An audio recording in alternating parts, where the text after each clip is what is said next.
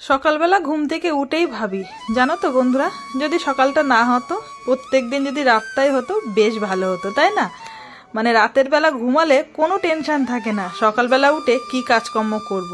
আর আমার তো সকালবেলা উঠে একদম দৌড়দৌড়ির শেষ নেই, ঘুম থেকে উঠেই শুরু হয়ে যায়, একদম যুদ্ধ চলে। তো আজ তো ধরিয়েই দিয়েছি, দেখেই বুঝতে পারছো ধোঁয়া হচ্ছে। কাঠগুলো এনে উনুনের মধ্যে দিয়ে দিলাম। হাই বন্ধুরা, কেমন আছো? আশা করি ভালো আছো। আর শীতের সকাল, হালকা হালকা রোদ উঠেছে। তো চলো বন্ধুরা, গুড মর্নিং। কেমন আছো? আশা করি ভালো আছো। আমি তো খুব ভালো আছি। আমি এখন এসেছিলাম টাইম কলের জল দেখতে, দেখছি জল আসেনি, একটু একটু জল পড়ছে। তো চলো বন্ধুরা, ভিডিওটা তো শুরু করে দিয়েছি অলরেডি, তোমরা ভালোবেসে দেখো, তাহলে খুব ভালো লাগবে। আঁচ ধরিয়ে দিলাম, আঁচ ধরিয়ে এখন জল দেখতে এসছি, দেখছি জল পড়ছে না। কাঠ নিয়ে গেলাম, আঁচ ধরিয়ে দিলাম।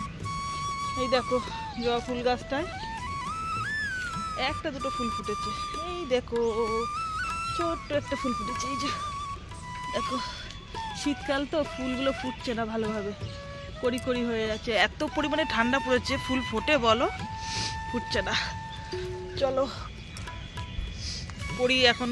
আঁকার ক্লাসে গিয়েছে, আজকে শনিবার, রবিবার দিন গতদিন সপ্তাহে রবিবারে গিয়েছিল, আজকে শনিবারে গিয়েছে। রবিবার দিনকে আর পড়া নেই, মানে পড়া আছে, আঁকাটা নেই, শনিবার দিন করে নিয়েছে আঁকাটা। দেখো কি সুন্দর সর্ষে ক্ষেত পাশে, খুব ভালো লাগে সকালবেলায় উঠে সর্ষে ক্ষেতের দিকে তাকিয়ে থাকতে। চলো কাজ বাজ ছেড়ে নিই, আজকে আবার হাটবার, দোকানে যেতে হবে। এসেছি দেখলে একটা কাঠ নিয়ে যায় হাতে করে, উনুনের মধ্যে ঢুকিয়ে দেবো। চলো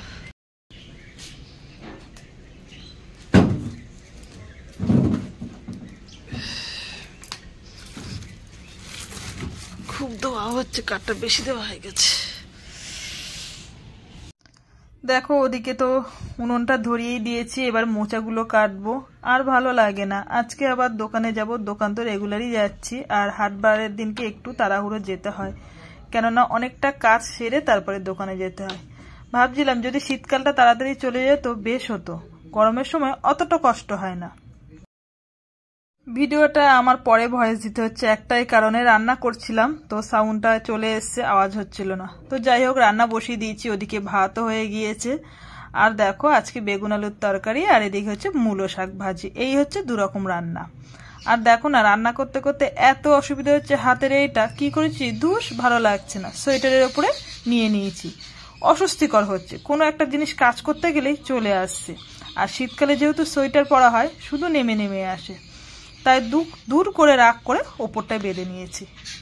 তো বেশ খানিকটা ব্যবসা কাজবাজ করে নিয়ে স্নান করে নিলাম। আর আজকে রোদ্দুরটা কিন্তু বেশ আছে, মানে চান ধান করার পরে যে গায়ে একটা রোদ্দুর লাগে, তো সেটা বেশ ভালো লাগছে। আর এখন যাব গুচি কাটবো আর স্যালাড কাটবো, ঠিক আছে।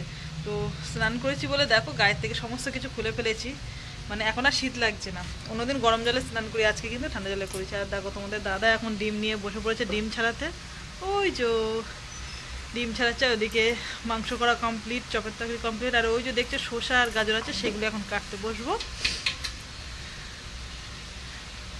কি ওর এখন ঠান্ডা লাগছে, ও এখন গায়ের থেকে করসুল খুলেনি, আমি চান করেছি তো ওই জন্য আমার অতটা ঠান্ডা লাগছে না। আর এদিকে উত্তরের যাই দরজাটা খোলা থাকলে একটু বেশি হাওয়া আসে, দিয়ে দিলাম। তো চলো কাজবাজ করে নিই, কেননা রান্না বান্না তো হয়ে গেছে, আজকে একদম হালকা পাতলা রান্না করেছি, দেখলে বেগুন আলুর তরকারি আর মূলো শাক ভাজা। এবারে কাজ করতে বসবো। এই যে এটা কি বসিয়েছো আবার, গরম জল, গরম আলু বসিয়েছো। তো চলো এদিকে ডিম ছানো হয়ে গিয়েছে, এবার ডিম কাটবে। তোমার যদি ডিমটা সব দেওয়া যায় শুরু করবা? হ্যাঁ, একটু বিট লবণ দেবে ব্যাস। অনেকে ভাবে জানো তো যে আমাদের যদি চপের দোকান থাকতো আমরা অনেক চপ খেতাম, কিন্তু বেশি খাওয়া যায় না গো, সকাল থেকে আমরা ঘাটাঘাটি করি তো, হাত দিয়ে নাড়াচাড়া করি। হ্যাঁ খাই না কেন, একটা দুটো খাই, যে অনেক যে খাবো একটা চিন্তা ভাবনা সেরকম কিন্তু হয় না। সেই সকাল থেকে উঠে কিন্তু এই নিয়েই আমরা পড়ে থাকি, জানো তো বন্ধুরা। তো চলো, এই চুরি করে খাচ্ছ নাকি?